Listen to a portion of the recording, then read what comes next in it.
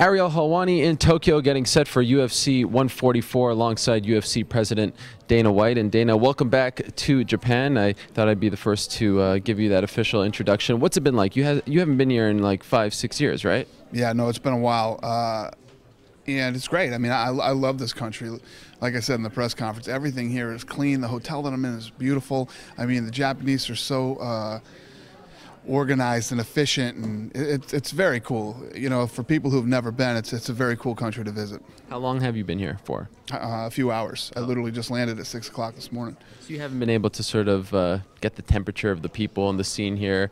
Have people been coming up to you, fans, like, you know, comparing it to the U.S.? Yeah, I went to the gym this morning, and there were guys at the gym that were, you know, taking pictures, and you know, everybody here is very friendly, and it's always cool every time I come here. Why has the UFC waited so long to come back here? It's been 12 years, and this is the first UFC Japan show since Zuffa purchased the company. Right.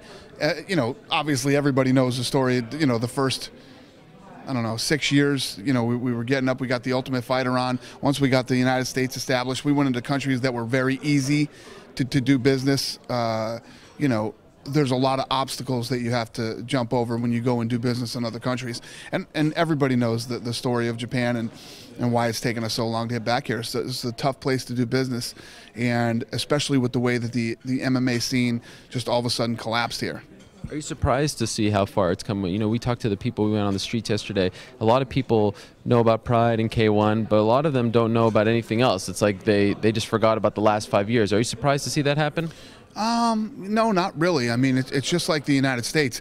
You know, if you look at how much momentum we've gotten, how much bigger we've become, and especially now even beyond Fox, you walk around most major cities and ask questions. Some people know what the UFC is, some people have heard of it, but still, and then coming back here to Japan when it's been gone for so long, plus, as big as Pride was, not many people here know what the UFC is. You know, I think that, you know, it's a sellout for this weekend's fight, 22,000 people, and I would guarantee you that 20,000 of them are hardcores. So it is a sellout? It is a sellout, yeah. Or will be a sellout? Yep. And this is a different market than, let's say, Brazil when you went back there in August, because you're not on network TV here. You're on a small sort of, yeah. So how is the attack different? Because there you're on network TV, 60 or so million people watching. Here, I believe WoW was only available in 2.5 million homes. Yeah. So it's a totally different attack, right? Yeah, completely. I mean, it's just like the United States. I mean, look how long we were around before we got on television there, and then we were on Spike. Then, you know, we graduated to Fox.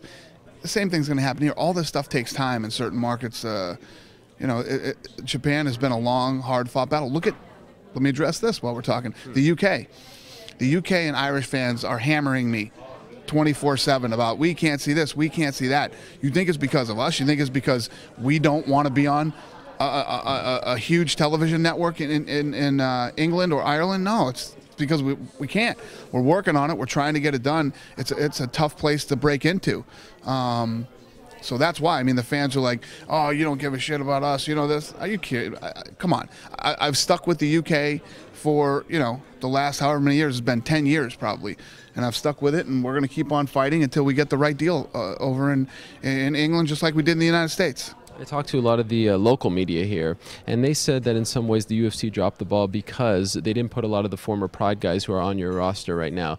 Nogueira, Vanderlei Silva, you have Rampage. What do you say to that? It's not really how we operate. You know, we don't customize, you know, cards for the place that we're going. Sure, you know, we got a ton of Japanese talent on this thing. You guys got to forget about the old school Pride. There's a lot of great fighters in Japan and from around the world that people should care about. We didn't drop the ball. You know, that's their assessment of it. But we've been hearing criticism for the last, you know, however many years we've been in this business. People have been criticizing what we do, yet we continue to grow and build and do all the right things. This is a sport, and we're bringing you the best guys available right here, right now.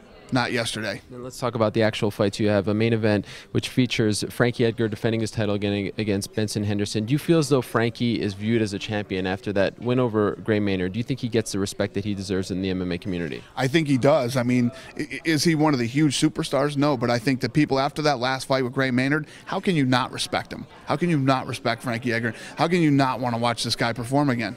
Yeah, and you said that you offered Rampage Jackson another fight. He turned that down to fight on this card. What was that fight? He was supposed to fight on one of the Fox cards. Against who? Or would it have been against Bader? I think so, yeah. We were going to do the Bader fight on Fox. And he said, without a doubt, I want to be on this card. Exactly. And was it hard to switch things around? Did that mess you up, is what I'm getting at? No, I mean, that we have to deal with that stuff all the time. Yeah. And how much convincing did you have to do to get Akiyama to go down to 170? Because it sounds like he really didn't want to do that. Yeah, I mean, it's what I always thought he should do, and here he is. You know, I've been telling him since the day he signed with the UFC, and it took this long, but here he is. Okay, just a few other things. I don't know if you heard this and you were traveling today, but the Nevada State Athletic Commission had a hearing, and part of the major thing that they discussed was Nick Diaz, obviously, but a member of the culinary union showed up and made the case as to why there should be an MMA Bill of Rights and a bunch of things as to sort of playing, sort of copying the Muhammad Ali Act in boxing. Okay. And I know you probably haven't heard about this because you were traveling, but what do you think of that, trying to implement the sort of values of the Muhammad Ali Act into MMA? I don't give a what the culinary union thinks. I mean, these guys are focused on what's going on in MMA instead of their culinary workers.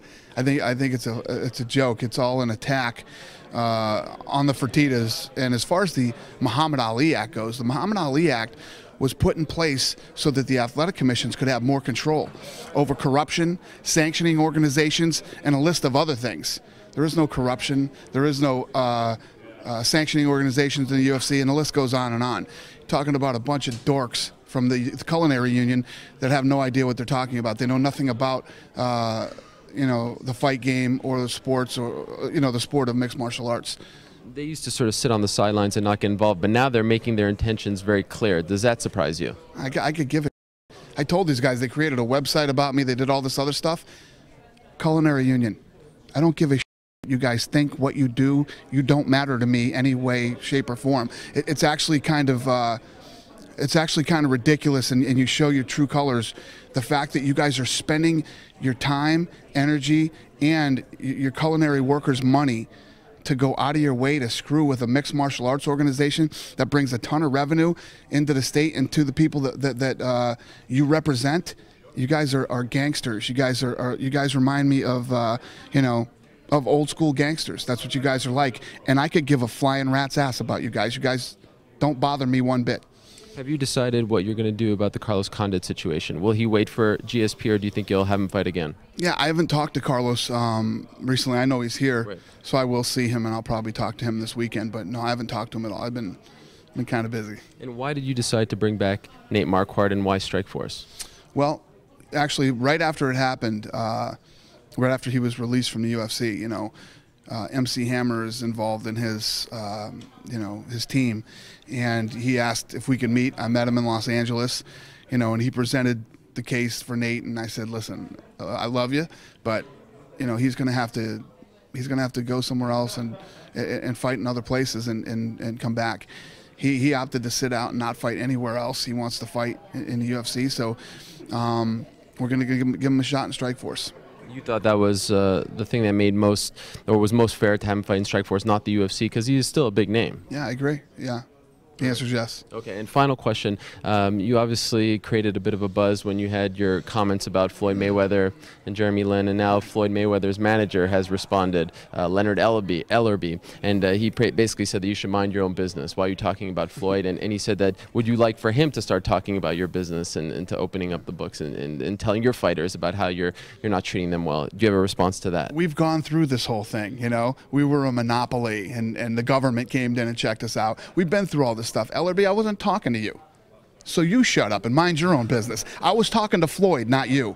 And again, like I told Ioli from Yahoo, I said, he wants to come in and educate our kids. This isn't boxing. It's a completely different sport than boxing. This is a league. It's run different than boxing is. And the thing that's so funny about it is, over the last 10, 11 years, however long it's been, we've put all our time and energy and our own money into building this sport and creating more revenue and creating more opportunities for fighters. You guys have done nothing but help destroy a sport.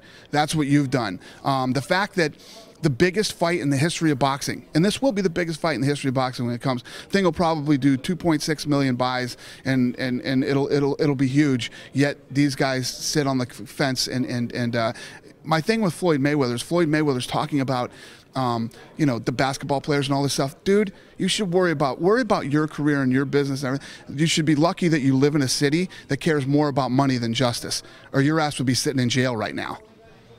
All right, we'll leave it at that. UFC makes its return to Japan this Saturday night live on pay-per-view. It's UFC 144, headlined by Frankie Edgar versus Benson Henderson.